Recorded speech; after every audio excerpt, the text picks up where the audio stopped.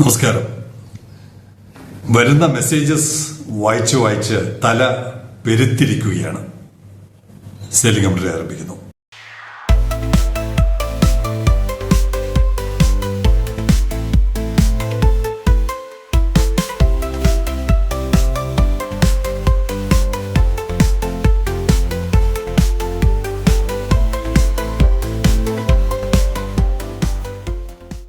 കഴിഞ്ഞ ഒരാഴ്ചയായി പൈലറ്റ് അല്ലാത്ത അക്ഷയ് ഒരു പ്രത്യേക വിഷയം അത് മാത്രം ഫോക്കസ് ചെയ്തുകൊണ്ട് സെയിലിംഗ് കമന്ററിയെ പഠിപ്പിച്ചുകൊണ്ടിരിക്കുകയാണ്. ആദ്യം തമിഴ്നാട് സർക്കാർ മുഖ്യമന്ത്രി സ്റ്റാലിന്റെ നേതൃത്വത്തിൽ ജർമ്മനിയിലും ഇറ്റലിയിലും യൂറോപ്പിലുമൊക്കെ UK-യിലുമൊക്കെ നടത്തിയ പര്യടനത്തിന്റെ ഇൻവെസ്റ്റ്മെന്റ്സ് അതിന്റെ നിക്ഷേപ വാർത്തകളായിരുന്നു ആദ്യം തന്നുകൊണ്ടിരുന്നതെങ്കിൽ, രണ്ടാമത് കർണാടകയുടെ വ്യവസായ മന്ത്രിയും സംഘവും ജപ്പാനിൽ നടത്തുന്ന നിക്ഷേപ വാർത്തകൾ അല്ലെങ്കിൽ അവർ അവിടെ നിന്ന് സ്വീകരിച്ചുകൊണ്ടിരിക്കുന്ന ആ റെസ്പോൺസാണ് അക്ഷയ് തന്നുകൊണ്ടിരിക്കുന്നത്. ഇപ്പോ ഏറ്റവും ഒടുവിൽ തമിഴ്നാട് സർക്കാർ ഹൊസൂർ, അവരുടെ ഏറ്റവും പുതിയ ഡെസ്റ്റിനേഷനാണ് ഹൊസൂർ, ബാംഗ്ലൂരിനടുത്തുള്ള ഹൊസൂരിൽ നടത്തിയ റൈസിംഗ് തമിഴ്നാട് പരിപാടിയുടെ നിക്ഷേപ വാർത്തകൾ. ഇതെല്ലാം കൂടി വായിച്ചിട്ട് തലപ്പെരിക്കുന്നു എന്ന് പറഞ്ഞാൽ പോരാ. കേരളത്തിന്റെ ഒരു ഗതികേടാണ് ആലോചിക്കുന്നത്. കേരളത്തിന്റെ ഗതികേട് ചുമ്മാ പോയി ചോദിക്കുമ്പോൾ നിക്ഷേപം കൊടുക്കുന്ന തരത്തിൽ ലോകം മുഴുവനുമുള്ള കമ്പനികൾ കർണാടകയും തമിഴ്നാടിനെയും ഇന്ന് ദത്തെടുത്തിരിക്കുകയാണ്. അത്ര അധികം നിക്ഷേപമാണ്. എനിക്ക് ആ ലിസ്റ്റ് പറഞ്ഞാൽ നമ്മുടെ സ്ഥിരം 10 മിനിറ്റിനുള്ളിൽ ഈ പരിപാടി ആർക്കെങ്കിലും ആ ലിസ്റ്റ് വേണമെന്നുണ്ടെങ്കിൽ തീർച്ചയായിട്ടും അക്ഷയ് കമ്പൈൽ ചെയ്ത് നിങ്ങൾക്ക് തരും. എനിക്ക് വിശ്വസിക്കാൻ കഴിയാത്ത തരത്തിലുള്ള നിക്ഷേപമാണ് കർണാടകയിലോട്ടും തമിഴ്നാട്ടിൽ ഏറ്റവും ഒടുവിൽ ഇന്നലെ നടന്ന ഹൊസൂറിലോട്ടും വരുന്നത്. ഈ നമ്മൾ എന്ത് പാപമാണ്, മലയാളികൾ എന്ന് പറയുന്ന വർഗം എന്ത് പാപമാണ് ചെയ്തത്? സാമാന്യ വിദ്യാഭ്യാസം ലഭിച്ചു, സാമാന്യ ലോക വിവരം നൽകി, സാമാന്യമായ ഒരു രാഷ്ട്രീയ ബോധമുണ്ട് എന്നുള്ള തെറ്റേ കേരളീയർ ചെയ്തിട്ടുള്ളൂ. പക്ഷെ ഇത്രയും വലിയ ശിക്ഷ അവരനുഭവിക്കേണ്ടതുണ്ടോ എന്ന് ബന്ധപ്പെട്ടവർ, ഭരണകൂടങ്ങൾ, പ്രതിപക്ഷം, എല്ലാവർക്കും പങ്കുണ്ട്. ഒരാളെ മാത്രം മാറ്റി നിർത്താൻ പറ്റില്ല. എല്ലാവരും പ്രതികളാണ്. ഈ പാവപ്പെട്ട ജനങ്ങളെ എന്തിനാണ് നിങ്ങൾ ഇങ്ങനെ കൊല്ലാക്കൊല ചെയ്യുന്നത്? അതേ സമയത്ത് വരുന്നു വിശദാംശങ്ങൾ. സർക്കാർ ഉത്തരവിറക്കി. ഇവിടെ കർണാടകയും തമിഴ്നാടും ഇങ്ങനെ എന്താണ് പറയുക, പാഞ്ഞു പോവുകയാണ്. നിക്ഷേപ വാർത്തകൾ, സൃഷ്ടിക്കപ്പെടുന്ന തൊഴിലവസരങ്ങൾ, അതിലെല്ലാം പാഞ്ഞു പോകുമ്പോൾ ഞങ്ങളും ഇവിടെ ഒരു സർക്കാർ ഉണ്ട് എന്ന് കാണിക്കാനുള്ള പൊട്ടംകളി നടത്തിക്കൊണ്ടിരിക്കുകയാണ്.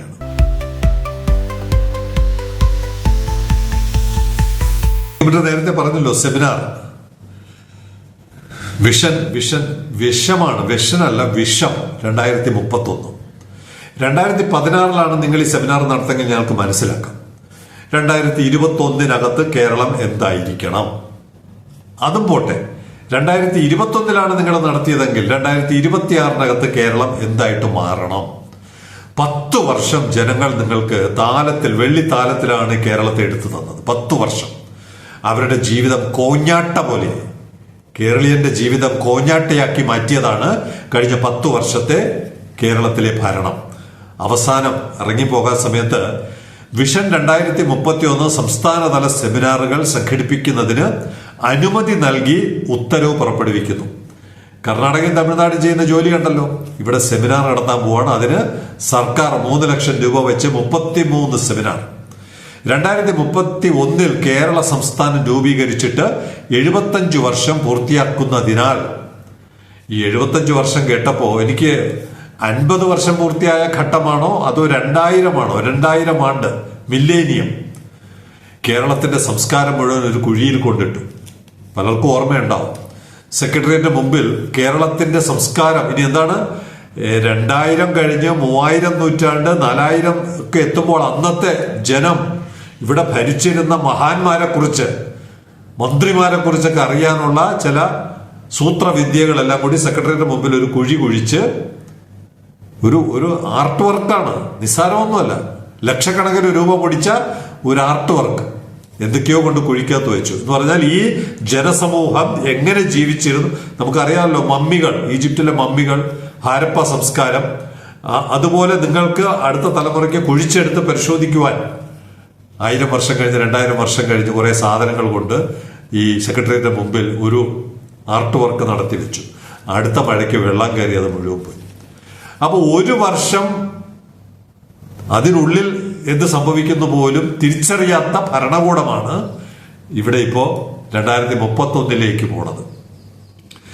2031 കേരള സംസ്ഥാനം രൂപീകരിച്ചിട്ട് 75 വർഷം പൂർത്തിയാക്കുന്നതിനാൽ കേരളത്തിന്റെ കഴിഞ്ഞകാല വളർച്ചയെ വിലയിരുത്തുന്നതിനും ഭാവി വികസന ലക്ഷ്യങ്ങൾ ആസൂത്രണം ചെയ്യുന്നതിനും 2031 കേരളം എങ്ങനെയായിരിക്കണം എന്ന വിപുലമായ കാഴ്ചപ്പാട് രൂപീകരിക്കുന്നതിനും ആശയങ്ങൾ ശേഖരിക്കുന്നതിന് 2025 ഒക്ടോബർ മാസത്തിൽ സംസ്ഥാനത്ത് 33 സെമിനാറുകൾ നടത്താൻ സർക്കാർ അനുമതി നൽകി ഉത്തരവിറക്കി. നിങ്ങൾക്ക് ഒരു പണിയും ഇല്ല എന്നുള്ളതാണ് സത്യം.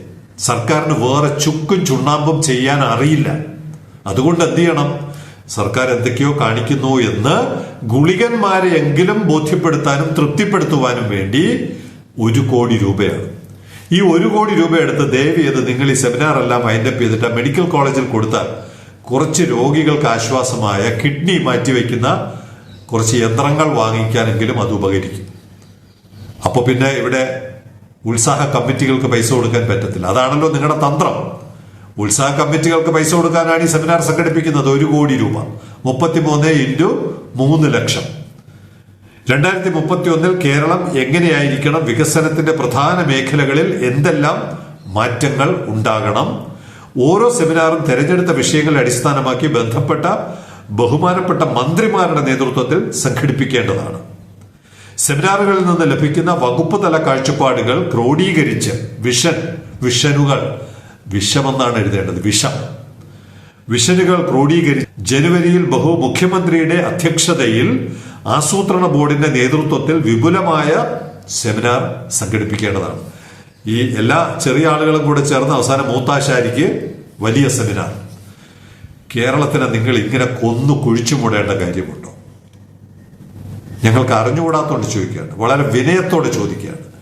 ഞങ്ങൾ ആന്ധ്രയുടെ മുഖ്യമന്ത്രിയുടെ മകൻ, അദ്ദേഹത്തിന്റെ പേര് വിട്ടുപോയി, അദ്ദേഹം പോകുന്നു ലണ്ടനിലോട്ട്, ആന്ധ്രയിലോട്ട് നിക്ഷേപം കൊണ്ടുവരാൻ. നിങ്ങൾക്ക് ചെയ്യാൻ പറ്റില്ലെങ്കിൽ നിങ്ങൾ ഈ പണി നിർത്തുന്നതാണ് നല്ലത്. എന്നെ കൊണ്ട് ഈ സെയിലിംഗ് കമന്ററി അവതരിപ്പിക്കാൻ പറ്റുന്നില്ലത് ആരും കാണുന്നില്ല എന്ന് ഞാൻ മനസ്സിലാക്കുമ്പോൾ ഞാൻ സ്വയം നിർത്തണം. ഇതിപ്പോ 2000-3000 പേര് കാണുന്നു, അത്രയെങ്കിലും പേർ കാണുന്നുണ്ടല്ലോ എന്നുള്ളത് കൊണ്ടാണ് എല്ലാ ദിവസവും മെനക്കെട്ട് ഈ സാധനം ചെയ്യാനിരിക്കുന്നത്. ഇല്ലെങ്കിൽ ഞാൻ നിർത്തും. ആളുകൾക്ക് താല്പര്യമില്ലാത്തൊരു കാര്യവും ഞാൻ ചെയ്യത്തില്ല. അപ്പോ സർക്കാരിന് അതെങ്കിലും ഒന്ന് മനസ്സിലാക്കി ഈ സെമിനാറുകൾ എന്ന് പറയുന്ന കലാപരിപാടികൾ നിർത്തി അത്രയും കടം വാങ്ങിച്ച പൈസയെങ്കിലും ഖജനാവിൽ ബാക്കി നിർത്തി കേരളത്തെ രക്ഷപ്പെടുത്തണമെന്നാണ് ഞങ്ങളുടെ അഭ്യർത്ഥന. 3 കത്ത് കൂടെ വായിക്കാം. ഈ സന്ദർഭത്തിൽ ഇതിന് യോജിച്ച 3 കത്തുകൾ കൂടി വായിച്ച് ഇന്നത്തെ സെയിലിംഗ് കമന്ററി അവസാനിപ്പിക്കാം. പിന്നെ വിശദീകരിക്കുന്നില്ല, കാരണം കത്ത് വായിക്കുമ്പോൾ തന്നെ എല്ലാവർക്കും മനസ്സിലാകും. This is government run on gimmicks. We so many such plans. Global investment, ഒരു മനോജാണ് എഴുതുന്നത്, Manoj P. Global investment meet, Erumeli airport, ORR, connectivity, Kollam Chenkotta greenfield highway and many more such things. Not even one materializes. Global Ayyappa Sangamam is the latest drama. And an utterly failed government which could never raise to the aspirations of public. The flip side is that in spite of their rule, Kerala still survives thanks to survival instinct of Malayalis. Otherwise, a Bengal would have repeated here. രണ്ടാമത്തെ കത്ത്, പേര് വ്യക്തമല്ല, Indian എന്തോ ആണ്, പോട്ടെ. കേരളം ഗാസയിലേക്കും പലസ്തീനിലേക്കും ഇവിടെയുള്ള ഉണ്ണാക്കന്മാർക്ക് അനുഭവിക്കാൻ വിധിയില്ല. കണ്ട വിദേശ രാജ്യങ്ങളിൽ പോയി മേശ തുടയ്ക്കാനും ഒട്ടകത്തെ നോക്കാനും വിധിക്കപ്പെട്ടവർ ബംഗാളികളും ബംഗ്ലാദേശികളും കേരളം സ്വന്തമാക്കുന്ന കാലം വിദൂരമല്ല. മൂന്നാമത്തെ കത്ത് അല്പം വലുതാണ്. ഒരു സർക്കാർ ഉദ്യോഗസ്ഥനാണെന്ന് തോന്നുന്നു മൂന്നാമത്തെ കത്ത് എഴുതിയത്.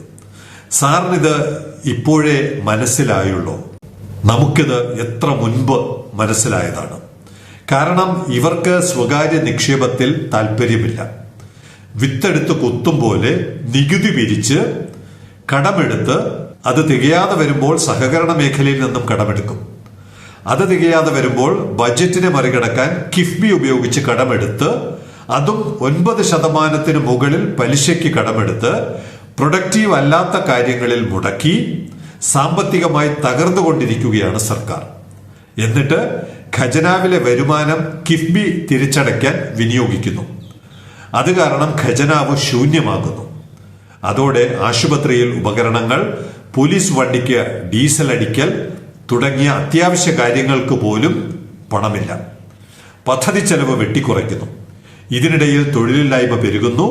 ജനങ്ങൾക്ക് വരുമാനം ഇല്ലാതാകുന്നു. മാർക്കറ്റ് നിശ്ചലമാകുന്നു. ഉപ്പ് തൊട്ട് കർപ്പൂരം വരെ അന്യസംസ്ഥാനങ്ങളിൽ നിന്നും വാങ്ങുന്നു. ഇവിടെ ഒരു ഉൽപാദനവുമില്ല, വ്യവസായമില്ല, കൃഷിയില്ല, ബിസിനസ് ഇല്ല. അതായത് സാമ്പത്തിക വിഷൻ ഉള്ള സർക്കാർ മാത്രമേ രക്ഷപ്പെടുകയുള്ളൂ. നമുക്കിവിടെ ഉൽപ്പാദിപ്പിച്ച് അന്യ സംസ്ഥാനങ്ങളിൽ വിദേശത്ത് വിറ്റ് കാശുണ്ടാക്കുന്ന എന്തെങ്കിലും ഉണ്ടോ എന്നാണ് അദ്ദേഹം ചോദിക്കുന്നത്. പോട്ടെ, നമുക്ക് ആവശ്യമായ വസ്തുക്കളിൽ ഏതെങ്കിലും സ്വയം പര്യാപ്തത ഉണ്ടോ? ഒരു യൂണിറ്റ് അധിക വൈദ്യുതി ഉൽപ്പാദിപ്പിച്ചോ? അതിഭീകര സാമ്പത്തിക ബുദ്ധിമുട്ടാണ് വരാനിരിക്കുന്നത്. Signing off, Elias John.